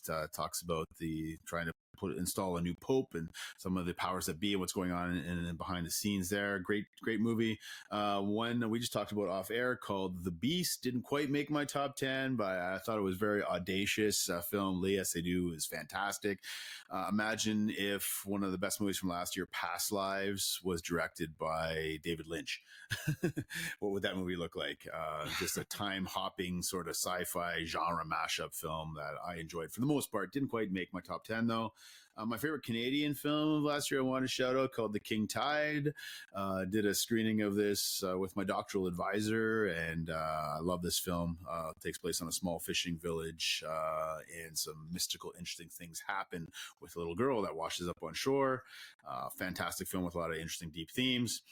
Imagine if a Mission Impossible movie starred a 93-year-old actress. Just a feel-good, fun, family-friendly film called Thelma. I just adored this. I don't know if did you get to this one? I did not. No, it's a lot of fun. June Squibb might be an outlier for a surprise Best Actress nomination, but I really enjoyed this film. Really thoughtful, kind of cool way to like take an action genre with a 93-year-old lady. What would it look like for her? Like trying to figure out how to work a mouse and a computer, make that an action scene. Yeah. It's just so cool. And one that I think we might hear more about this again later, but man, it bombed at the box office, and I don't know why. But Furiosa, I thought Furiosa was a pretty awesome summer blockbuster. Yeah. We saw this together, didn't we? Yeah, we did. Yeah, we did. Yeah, and we both enjoyed it. This was the hardest one to cut for me, but it just missed my top 10. Hoping it made yours, so so that's my honorable mentions. Yeah. I will say before we get into our actual top 10, these are, for me at least, so I'll kind of preface my list. These are my favorite movies Sure. of 2024. Yeah, favorite versus best of. It's always hard Yeah, to because differentiate. if I would like try Subjective. to, Subjective. yeah, if I tried to objectively pick the top 10, Yeah. the best movies of 2024, it would be a different list. Of course. These are my favorite, the ones that just stayed with me and that I enjoyed myself Okay. the most with. Well, my in list is 2024. both my favorite, and these are the 10. But no, no, of course, it's all Objectively, subjective. It's all subjective. On that note, what's your number 10? Okay, my number 10 is Love Lies Bleeding. So Love Lies Bleeding Good one. is really good. Kristen Stewart and Katie O'Brien, Yeah, she crushes it. amazing. And I think she has an incredible future in the business. And she's put out a couple of really good performances already Mhm. in her short career. This is directed by Rose Glass. Her Saint Maud. second movie after Saint Saint Maud, Maud, that I also really, really liked. But Love Lies Bleeding is kind of like a thriller, a crime thriller, with some, I don't want to say body horror, but there's definitely some There's some surrealism in it for sure. Yeah. Ed Harris with the worst haircut of the year. Worst haircut ever, yeah. And that role is really cool, and it is thrilling. It is gripping, my number 10 of 2024. Nice. Well, thrilling and gripping falls short of describing this. And this one would not normally be on my top 10 list, but this is the most bonkers movie of the year. I know exactly where you're going. And with we're this. getting awards buzz. And Demi Moore just won the Golden Globe for her performance in The Substance. This is a bonkers body horror. Yeah, as far as theme, it's as subtle as a sledgehammer. It's kind of one note and it just keeps hitting you. It's just directed with so much style and panache, and the performances are so commanding and brave. I mean, Demi Moore doing this role at her age with Margaret Qualley playing the younger, more beautiful version of herself. My number 10 is The Substance. The Substance. If you haven't heard about it, where have you been? This may not be for you because it is pretty bonkers. The final act of this film in particular just goes full on off the rails, but it stuck with me. It's I love a good body horror film that has something to say about our society, and this is all about how basically women and the powers that be in Hollywood and otherwise, right? Women are just recyclable, kind of the power right? hierarchy. The hierarchy, right? Yeah. Beauty standards that women are held to, right? And when they're, which is ironic because Demi Moore is just beautiful at her age. She's 62. But just a wild, wild ride for this one. I can't stop thinking about it. Rewatched it recently. It holds up on rewatch. And you know what? It's one of those years where a movie like this, I had to include it. I just had to because it's doing something that I really haven't seen in a long time, a body horror film with such great performances and wonderful direction. French director, Coralie Fargiat. And you're going to hear this a little more in the award season. Number 10, The Substance. Very cool. So far, you have the genre. Yeah, look at that, Twist. That's the one. That's it. It's getting back to my sweet spot after this, but I had to throw that one in there. Number 9. My number 9 is Anora. Another one that I think you took me to see. We saw this at Cinefest, our local film festival. Fall.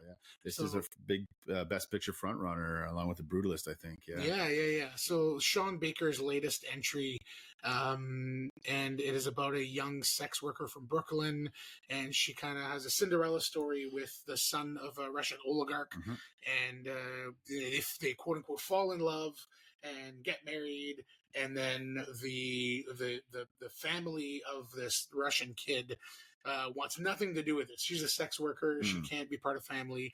And hilarity ensues and adventure ensues. It is hilarious. It is fun. I had a blast with it. The characters are great. Mikey Madison was fantastic. She's phenomenal. She's going to get a Best Actress nom. Oh, for sure. Lock it in. She might even be a front runner.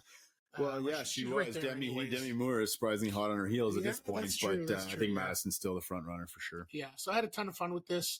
It's the first Sean Baker movie that I really liked.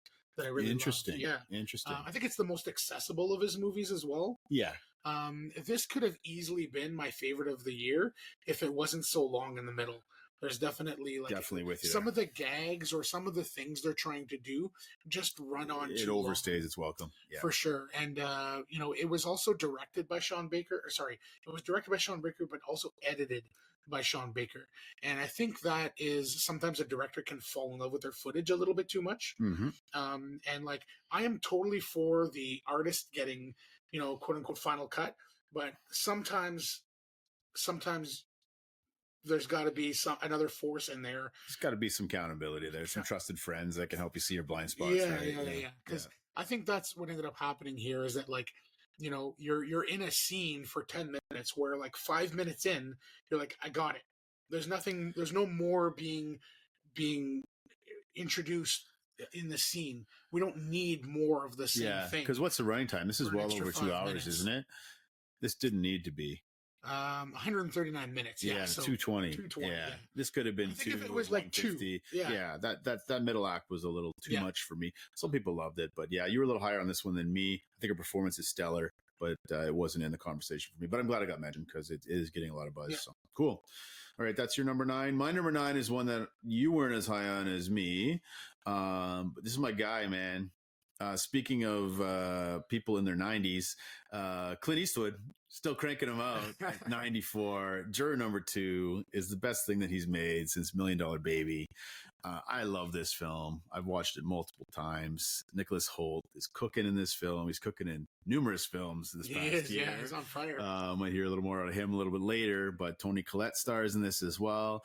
Just quickly, the scene is that there's a trial and Nicholas Hoult's character gets called for jury duty. He is the juror number 2, the titular character. And during the opening statements, he realizes that he may have been the one responsible for the crime because he was on the scene the night of. And so it goes from there. Just a whole lot of moral ambiguity is woven through multiple characters in this film. That gray area of you're rooting for people, but you're not rooting for people, and you want them to do the right thing. What is the right thing? And I think the direction is, there's pretty bare bones with Clint. He gets in, he gets out, he's efficient. You're not going to get a bloated movie here, but he gets great performances. There's some compelling themes in this film, and it left me thinking about it. I'm still thinking about it, and it's one I'll revisit time and time again. I just have so much respect for Clint Eastwood doing what he's doing at 94. Rumor has it he's going to take a run at another movie, health permitting. So if this was his last movie, it's a good way to go out, but I hope he gets one or two more. It's Juror number 2. Check it out. It's streaming now. I believe it's on Crave. I had a ton of fun with that one. It's a movie that like constantly asks you, what would you do? Yeah. It engages with the viewers. And often in those scenarios, I'm like, well, I would do this. But like in this one, I'm constantly like tearing myself apart, thinking like, what would I do? It interrogates the whole justice system. It's really an interesting film. Yeah, I liked it a ton. Yeah, didn't quite make my list, but I had a lot of fun. I wanted to make room for this. It was a good one. I've been recommending it. I was hopeful it would be good. I was cautiously optimistic because his last couple weren't that great, but it exceeded my expectations, and I wanted to give it a shout out. So number 9, Juror number 2. My number 8 is Conclave. Oh, nice! You just watched this recently. Yes, awesome. I thought the performances were amazing. Yeah, I thought it was really thrilling. I thought it was very, very. I think the script, screenplay is one of the best screenplays of the year for sure. Fantastic, yeah. The nuances and the conversations and the little side things that are going on. It's basically about a pope passes away, and then so they hold what's called a conclave, where they take all of the cardinals from across the world, they put them in a building together, lock them in, and then over the course of a bunch of days, they need to vote in the next pope. And if you just read that script, you think this is dry as yesterday's toast. No, it's thrilling. Does great with a loaded cast, right? Yeah. I recommend this to anybody. Like this is, yes, it's about the voting for a pope, but I honestly think that anybody would enjoy this. It's easy to get into. The characters are great. The conversations are great. It's thrilling, and it's gorgeous. Yeah, like some of those scenes of them walking through whatever building they're in the Vatican. There, it's just beautiful. Sistine Chapel. Yeah. I've been in that room. It's incredible. Yeah. Oh, very cool. I think they built the simulated place. I don't think they got the right. I don't think they got permission to record on site, but it looked authentic to me. They did a great job with the production. Interesting. Conclave and Juror number 2 are interesting because with Conclave 2, I'm like, you're seeing people's motives and what's right, what's wrong, what should they do. Yeah, you see, there's some running through. There's a lot of moral ambiguity there. Yeah, that one as well. Amongst cardinals, right? Yeah. So really interesting. Stanley Tucci, John Lithgow, such a versatile actor. Yeah. No, good call. I'm glad you showed that one out. Number 8, we're coming back around to The Brutalist. So The Brutalist is my number 8. Very cool. When we saw it together in 70 millimeter in Toronto, and again, one that I thought going into this could be top or close to top. So I guess. Could it be a mild disappointment, but still like awesome, right? Yeah. I think maybe I overhyped it, but no, it's been sitting with me. I'm looking forward to seeing it again, even though it's 3.5 hours long, and that might be a turnoff to some. I don't think it felt that long, and I don't think like Anora they needed a ton of cutting because there's so much story and characterization plot and a built-in 15-minute intermission right smack in the middle, which was cool. Right, we're going to the bathroom, we're going to get our drinks, and people are buzzing in the theater talking about what do you think is going to happen next, what do you think about this, and you're going to hear a lot more about this film, but Bradley Corbet, I mean, he's 36 Brady Corbet. I think he's only like 36, 37 years old. And he made this movie for less than $10 million, which is staggering. Adrian Brody's phenomenal in this. He might be the front runner along with Ray Fiennes. Guy Pearce is incredible. He's cooking, He's cooking so much in this movie. When they're on screen together, they just both sing together. So the cinematography is great. I mean, he squeezed so much out of so little resources. This movie took 7 years to make. And I kind of hope it wins Best Picture over Anora. No offense to Anora, but I would love to see a movie like this win Best Picture. It's one of those American epics we don't see too often in the same vein as The Godfather and There Will Be Blood. It's not quite as good as those, I think, but I think it's one of the best of the year, and I wanted to give it a shout out. I think my favorite score of the year, and I know your opinion. I know your opinion on this, but I loved the score. Oh, me too. That's one of the things that stuck with me. Yeah, it's probably my second favorite. Stay tuned. I'll let you know my favorite shortly. My number 7 is The Substance. So I think you've said everything you need to say. I didn't know it would be on your list. To be said. I thought I was higher on this than you. So no, I loved it. The 2 leads are awesome. I love the vibes of this movie. It is so highly stylized. Every shot, you can tell it's so... the time that it takes place is a little bit ambiguous. Makes it more universal. It feels like it's like set in the 80s, but they have cell phones. Yeah. It's like weird in the best way. Yeah. The performances are great. It goes a little bit off the rails for me in that final act. But it's earned the right to, I think. I had so much fun with it throughout that, it's still, a 4-star movie for me, and my number 6 or 7. Yeah. For the record, all these are 4.5 or 5 for me. My whole top 10. Really? Okay. Yeah, I was maybe I was a little nicer on my ratings this year. 2 5s. Yeah, my top 2 are 2 5s. 4.5s, and the rest are 4s. Okay, cool. My number 7, I don't know if you saw this one yet. I was hoping a chance to see it again before this podcast, but I didn't have a chance to. But it's called A Real Pain. I've not. And so this is just a phenomenal two-hander. Talking about screenplays, this is one of the best screenplays of the year. Jesse Eisenberg stars and directs. This is his sophomore film directing, alongside Kieran Culkin, who's just going to sweep Best Supporting. Kind of category fraud though, because I think he really is kind of a co-lead in this movie. Yeah, but he's running and supporting. Whatever. I'm splitting hairs there, but this is just so well written. And sometimes, again, they're subjective. These movies kind of sometimes this movie would be good anytime, but it hit me at just the right time. My father-in-law had recently passed away before going to see this film, and it was pretty cathartic for me going through grief and loss, because it's cousins going through grief and loss. That basically the plot, in brief, is they're going back to Poland to take a cultural heritage trip in honor of their late grandmother, who had just passed away. But two different personalities in the film. Jesse Eisenberg is more of this kind of paranoid, kind of shy, reserved, and Kieran Culkin is doing Kieran Culkin, right? He's more demonstrable. He's just out there, and they go on this guided tour together, and you see how they heal individually.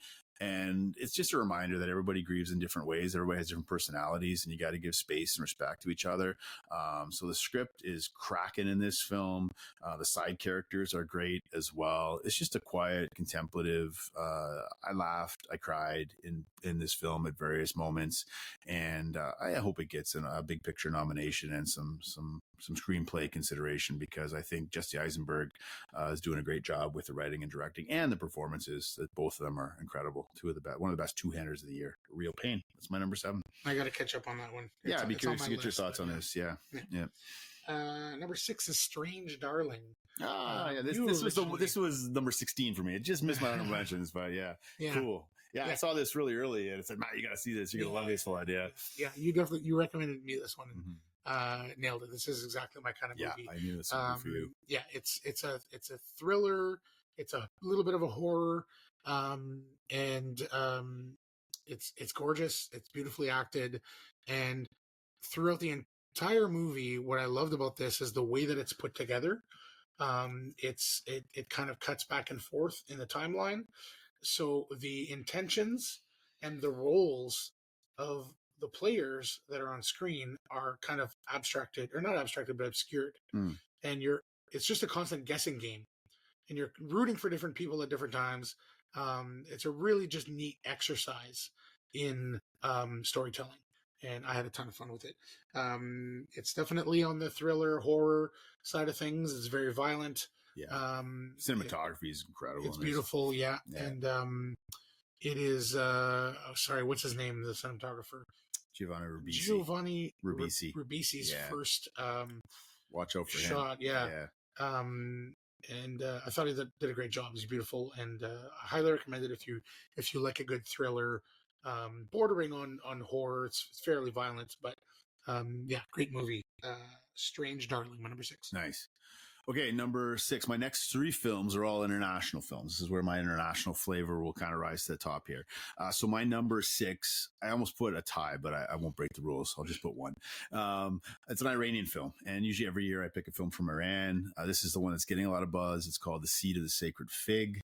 The director, Mohammad Rozalov, basically, he's been imprisoned for his work, for basically portraying what's actually going on in Iran and calling out the regime, the totalitarian government there. This one, he had to flee, or he would have got 7 years in prison for this. It's called The Seed of the Sacred Fig. And basically, it's a family drama thriller. The father in the household has a high ranking position as sort of a judge, and he's trying to get promoted. And through a series of events, he loses his gun, and he's getting pretty paranoid about losing his position of power. Basically, he's got 2 young teenage daughters that are a little more progressive in their ideologies, which doesn't look good for him. The beautiful thing about this film, one of many beautiful things, is that Rozalov, he takes actual footage of protests and sprinkles that in throughout the film to show what's actually happening. But we're seeing that at a microcosm level through this particular family. And it all comes to a head in the final act, which gets pretty chilling and thrilling. It's called The Seed of the Sacred Fig. It probably will get nominated as one of the best international films of the year. If you'd like to see a film that'll help teach you something about what's happening in other culture with fantastic performances and cinematography, I highly recommend this one. It's now available and in theaters. Very cool. My number 5 is Civil War, another one we saw together. Oh, there you go, Alex Garland. Alex Garland, one of my favorite creators. It's a tough one to cut as well. I won't call him favorite directors because, his screenplays are kind of all over Hollywood. And 2025 will be a big year for him too, I think. Yeah, absolutely. Yeah. So Civil War is about a modern civil war in the U.S. And really interesting. It's kind of apolitical. It doesn't really take sides. I think near the end, it takes a little bit more of a side, but it doesn't tell you how to feel. It doesn't guide you in any one direction. It's really more about the responsibility of journalism and the life that a journalist might have to. It's more of a cautionary tale as well on war. And when you're in the thick of a civil war or any war, the reasons that the war are happening kind of stop mattering to a lot of people that are in the thick of things. They're really just trying to survive and get through it. And, I think that the one scene that really sticks out is there's a scene where our protagonists drive into this area, a little bit of a small theme park, Christmas theme park or something. And all of a sudden they're getting shot at by snipers. So they jump out of their vehicles and they run and they duck and hide and they come across these other soldiers. And so they ask the soldier, "What's going on here?" And they're like, "I don't know. These people are shooting at us, so we're shooting back." They're like, "Who are they?" "I don't know." And neither side, they're just shooting at each other because they're in a war and there's people shooting. And, we don't even find out which side those people are on. It's really interesting. And I think it's more about the responsibility of journalism in situations like this and a cautionary tale about, politics and taking sides and, that kind of thing. So I thought it was I came out of there kind of shell shocked and not really sure how to feel. And I just thought it had great cinematic moments, a bunch of great cinematic moments over and over again throughout the film. So I was a huge fan of it. And I think Alex Garland is going to be his last movie that he directs, I think is what he said. I hope that's not the case. I think he's going to continue to make write. I think he's primarily a writer. Yeah, he's an excellent writer, but I don't know how much directing he'll do. That. Yeah, but he said that in the past before, so we'll see. Yeah, we'll see. Civil War, my number 5. Love this movie. Great choice. Love it as well. It's definitely a chilling movie and scarily prescient, maybe, given the political climate in North America. We'll see. Yeah. Cool. Well, my next one on my list, number 5, this is maybe a bit of recency bias. This is the one I most recently thought and came out of nowhere and just shocked and surprised me. And again, feeling a little shell shock coming out of this one for different reasons. It's an animated film called Flow. A little animated film that I saw recently. It's now playing here at a local indie cinema. It surprisingly just won Golden Globe for Best Animated Film. Comes out of Latvia. It stars animals. There's no talking in this film whatsoever, but it takes place much like Civil War in this sort of post-apocalyptic world where apparently humans no longer have survived. And we just see this journey. The cat is the main character, but there's some other animals and they just take this little journey to survival. but it's so poignant. It's really hard to explain. You really have to see it to believe it. It's a tough sell.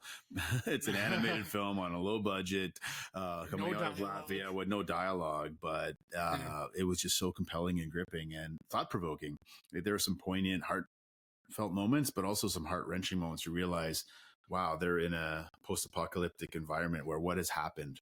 Why are animals only surviving here? And to see them, unlikely animal characters, having to work together, realizing, man, maybe if humanity did a better job of that, we wouldn't find ourselves in this situation. So it's definitely one that I think kids can enjoy, but with some adult themes below the surface as well. So it's good for all ages. So it looks gorgeous. I saw the trailer. It looks beautiful. It's like nothing I've ever seen before. Unique. Very unique Super animation unique, style. And I couldn't keep it off my list. It might go up or down before I do my end list. After my end list, I'll do a couple more of these year-end lists, but I definitely had to give it a shout out. It's called Flow, number 5. Cool. My number 4 is probably going to be higher on your list. I know you love this movie, so I won't talk about it for too long. I'll let you take the reins here. But it's Challengers. So, when you told me about Challengers, I thought, I don't really care for sports movies. You undersold this to me. I didn't think this would be on your list. Yeah. Yeah, it's another one that grew on me the further I got from it. And I loved it. I thought it was really, really great. And the power dynamics are super interesting. The score was amazing and really, really deliberately used in very specific ways that I thought was unique and different and interesting. The score was wild, but just very I don't know, it sits with you and it kind of affects you in a very different way than I've had scores kind of like hit me. And as I said, The Brutalist is my favorite score of the year, but this one I think might be the most effective score in a movie. I thought it was really, really good. The 3 lead performances are amazing. I thought it was fantastic. It's a movie that I thought was a little bit what's the word I'm looking for? It felt a little aimless throughout. I felt like, okay, we're exploring, power dynamics and we're exploring these relationships and whatever.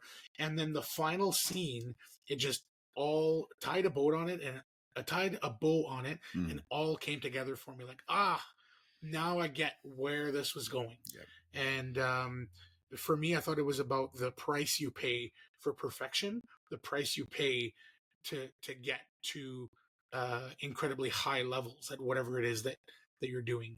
And then obviously another huge theme was power dynamics and control that I thought was really, really well done. I thought it was fantastic. Fantastic film. Glad to see it on your list.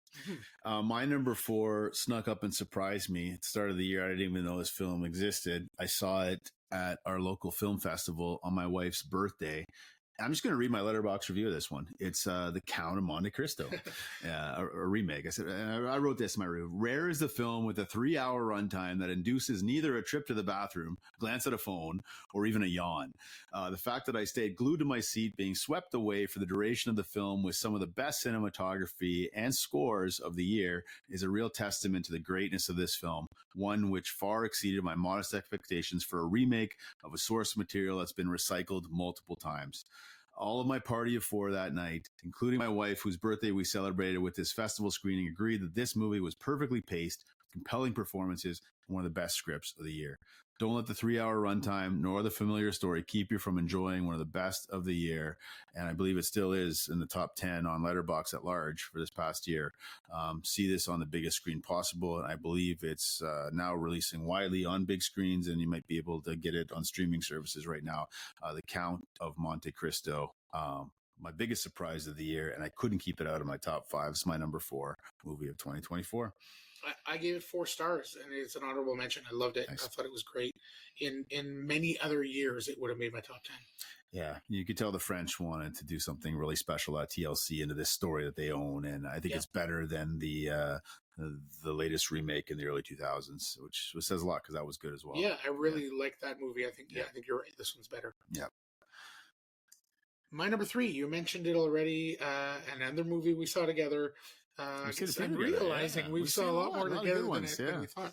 But Furiosa. I'm just a huge fan of this franchise. I love living in this world, and I really, really hope that he gets to do another one. He's a master. And I thought Furiosa kind of expanded the world quite a bit from Fury Road, and we got to learn a lot more about the world and the locations and what's going on and the power dynamics and that kind of thing. It still has the thrilling chase sequences you expect from a Mad Max movie.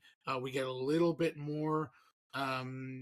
We dig a little bit deeper into actual characters and how they operate and their emotions and how they navigate the world than we have before. I think it is the most, it's called a Mad Max saga. It definitely feels like a saga, and it definitely feels more epic than a lot of the other, not epic in action necessarily, because I still think Fury Road is the best in the series, but I think it expands the world in a really interesting way and expands on the actual like emotionality of these characters and how they feel and what they're going through. I thought it was fantastic. I was a huge fan of this one. Absolutely. He still does have what it takes to make it epic. Yes. And I hope he gets another shot as well. Yeah. I'd love to see one more from him. Good call. Glad it's on the list. Okay, my number 3. I'm a little crazy. I took more than one trip to Toronto to see a movie this year. This one I went solo, caught a baseball game and a movie in a day. It's Sing Sing. A movie that sadly just got buried. I hear great things. Yeah. A24 picked up The Brutalist and ran with that, which is great, but unfortunately they kind of dropped Sing Sing like a rock. Sing Sing is a prison setting movie that takes place in Sing Sing prison in New York. It stars Colman Domingo and a host of non-professional actors around him, one of which, Clarence Macklin, I hope gets a Best Supporting Actor nomination. But it talks about the therapeutic value of performing arts and theater to find healing and restoration, relational and personal healing. It's just a beautiful, poignant film. It's not too rugged or, violent for a prison movie as much as you would think, but it seems very real. There's so many authentic performances in this film led by Colman Domingo. I adored this film. I can't wait to see it again. I think it's going to get another theater release later this month and hopefully gets a revised Oscar run. But this one hit me on an emotional level as much as any movie did this year. Just the fact that these men are in prisons and yet they're showing so much vulnerability. I think it has a lot to say about, sometimes the prisons that we live in, not physical prisons, but we can be in prison through shame, through guilt, through whatever. And just the value of friendship and vulnerability. And in this case, the arts, the theater arts, being able to perform and step out of your personhood into sort of a role to find some healing. And it's a beautiful film. Greg Queter, I think he directed. I think it's his directorial debut as well. And it's going to be a bloodbath for Best Actor between Ralph Fiennes and Colman Domingo and Adrian Brody. All three of them are worthy. But yeah, if you get an opportunity, if this one's in a theater in your area, can't say enough about this film, Sing Sing. Go check it out or stream it. It's my number 3. One really interesting thing about this movie, I haven't seen it, is that save for a few of the leads, the movie's cast is made up almost entirely all of non-professional former inmates. Yes, who are in the theater program. Yeah, and so they're just playing. Now, one of the critiques of this film is that Colman Domingo is doesn't fit because he's a professional actor amongst non-professionals, but I think it gels together quite well. And Clarence Macklin in particular is absolutely phenomenal. So, yeah, that's Sing Sing. All right. It'll be no surprise to anybody. My number 2 is Dune Part 2. Ooh, nice. Denis Villeneuve is one of my guys. I'm absolutely enamored with all of his work. I think he's fantastic, and he absolutely doesn't miss here. Dune Part 2 is the greatest cinematic experience that I had in a theater since The Matrix. Wow. The Matrix blew me away as a 16-year-old, 14, however old I was. And cinematically, this absolutely blew me away.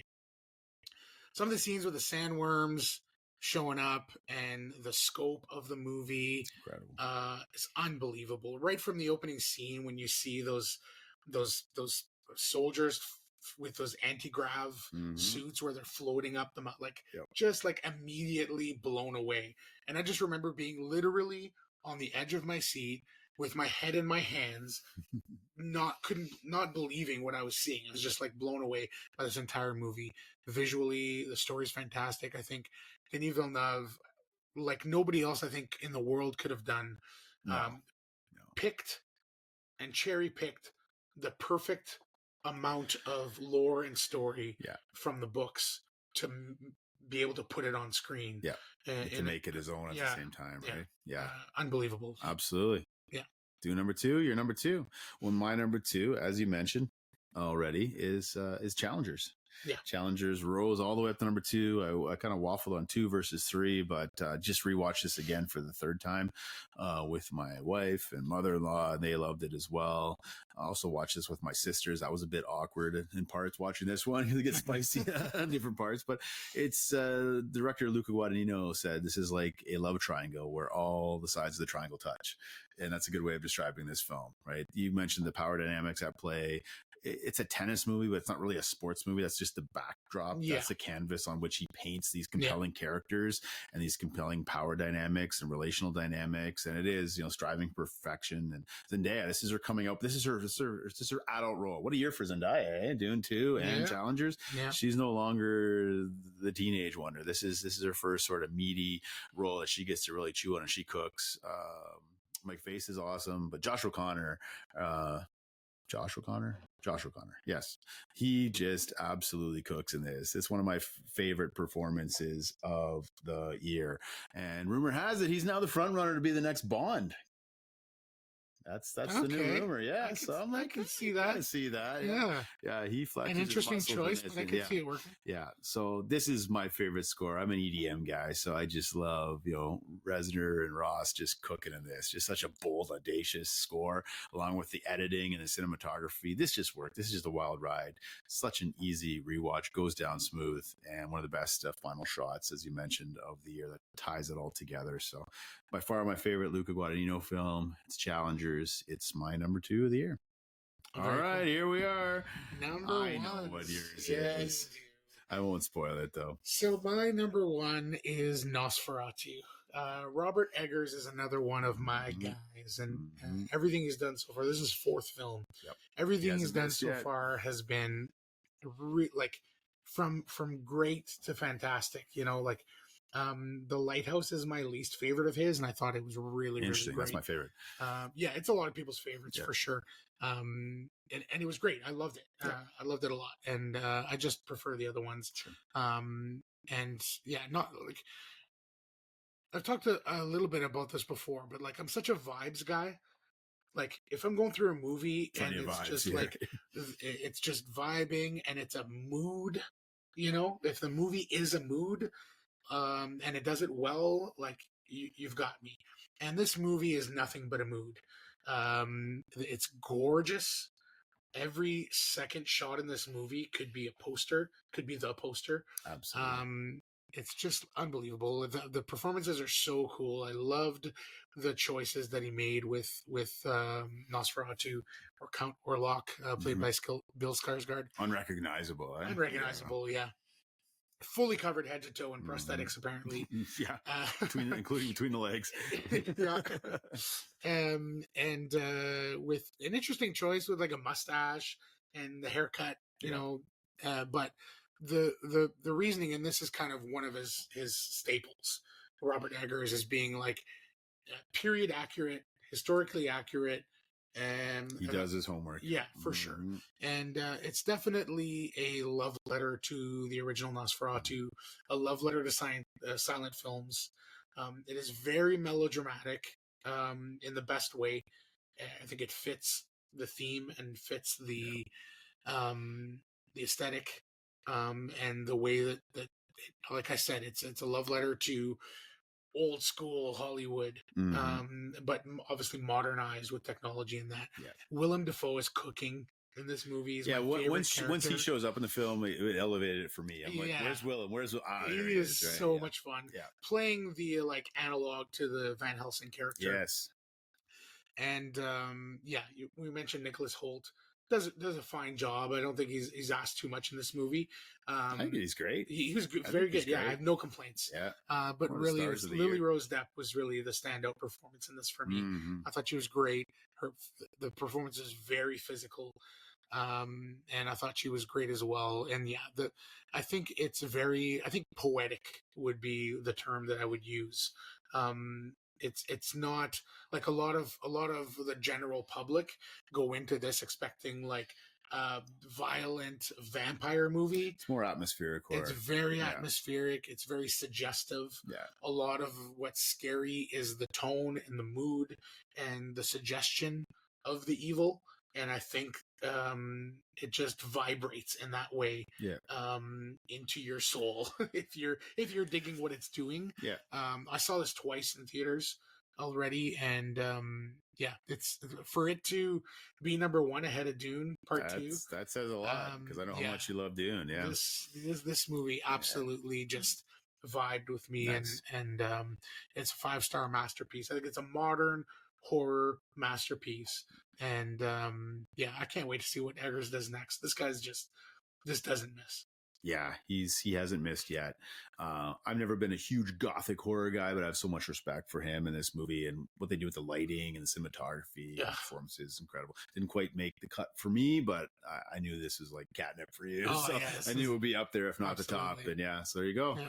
Well, as much as you like Dune Part 2, I liked it a little bit more. Yeah. Because Dune Part 2 is my number one of the year. We can agree on this one totally. Denis Villeneuve, he's my guy. He is my guy. Dune Part 2 is my second favorite film of his. Incendie remains my favorite. Yep. But yeah, this was the movie event of the year for me. And I saw it multiple times on the big screen. Again, this was another Toronto IMAX experience for me. That sandworm scene when Timmy Chalamet's riding the sandworm. That's probably my favorite scene in the film, too. My pants were just with the sound. And they were like, literally my body was shaking.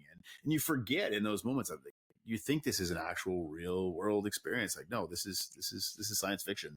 But Denis Villeneuve, man, the practical effects and the CGI is just so seamless. You can't tell. As much as we love Furiosa, and Furiosa, you can tell some of the CGI. You cannot tell for a second what's not practical effects in Dune. It's just, it's a modern miracle that this was made. A book that they said was unfilmable. I'm really curious to see what he does with Dune Messiah now, because that's where the story goes a little bit wonky and off the rails. So I'm curious to see what he does with that. I have total faith. Yeah.